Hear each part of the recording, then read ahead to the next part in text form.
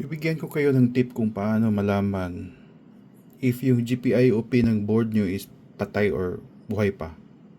Ang kailangan lang is jumper wire. Yung isang dulo, female, yung isa is male. Tapos, siguraduhin na naka-install na yung software. Halimbawa sa AC Wi-Fi, ready na. Malaman mo kung ready na kasi nag-blink na yung red at saka steady yung green. Tapos, i-load mo yung portal. Ito. Tapos yung female connector, i-connect mo na sa pin 3. Halimbawa, i-test natin yung pin 3.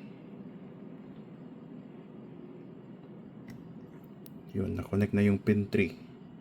Tapos, press mo yung insert coin ng portal. Ayun. Tapos yung itong jumper wire na sa male part, i-connect mo sa metal part. Sample dito sa USB port, i-connect mo yan. Pag connect mo, may piso lalabas or 2 pesos na agad. Try again.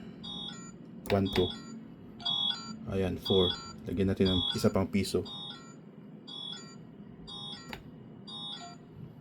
Yan. 5 na.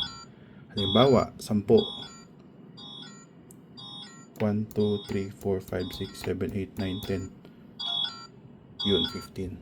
Yun lang ang pag-test ng GPIO pin ng board kung buhay pa or hindi. Applicable ito sa lahat ng board, sa OPI PC, OPI One, Raspberry Pi, lahat ng model pwede siya. So ganun lang pag-test ng GPIO pin kung buhay pa or hindi.